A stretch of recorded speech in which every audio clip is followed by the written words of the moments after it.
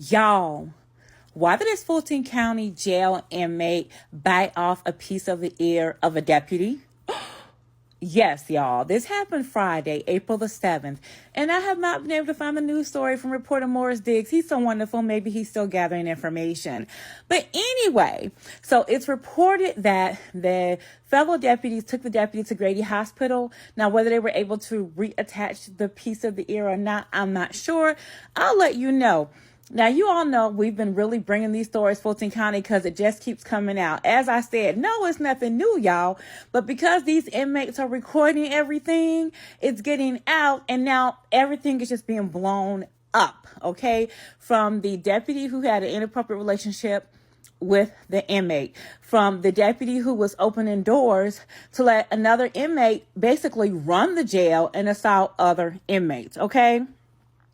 Them bringing in outside food, okay? They were being paid $1,000 to bring the inmate a cell phone, and it's my understanding because of all the heat that's going on, now that cost that what they're willing to pay is $2,000. So now they will pay a deputy $2,000 to bring in a cell phone. Now, this is one of the largest jails in the country.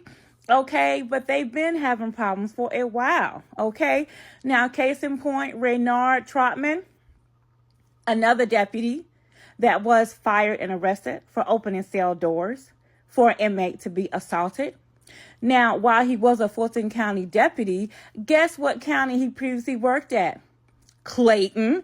And if you know, you know, okay? Former Sheriff Victor Hill, okay, of Clayton was just sentenced to 6 to 12 years for violating civil rights and having people locked up. His office holds anyone accountable if they're accused of committing a crime, including his workers. That's why they arrested Reynard Trotman, who had been employed here since July 2022 and now faces more than a dozen charges.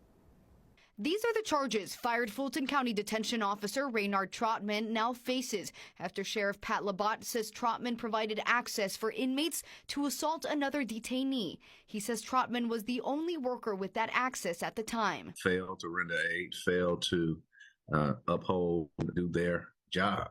Took out the warrants necessary to make sure we had him arrested. Labat says they checked surveillance video after seeing an inmate with lacerations and puncture wounds. The detainee really tried to hide from other staff that he was injured. Once the right people did the right thing, we were able to get the necessary help. According to Trotman's post file, which shows an officer's employment and training history, he was previously employed at the Clayton County Sheriff's Office, where he worked for 6 years before voluntarily resigning. Labat says that sometimes happens when officers try to find a different work environment. He says he was shocked to learn about the attack in his own jail and Trotman's alleged involvement. And I remember vividly just the gregarious attitude, happy to be here. It's really irreprehensible to allow somebody to take advantage of another individual that you are supposed to be protecting. Sheriff Labat says the multiple detainees who attacked the inmate will also be charged. They are also looking into whether Trotman and the inmate knew one another and whether another employee could be involved. Now, Labat says that they transported that injured inmate to the hospital and that they are fortunate that he survived. As for Trotman, the sheriff would not confirm where he is being held now that he's been arrested, but tells us it is not here at the Fulton County Jail.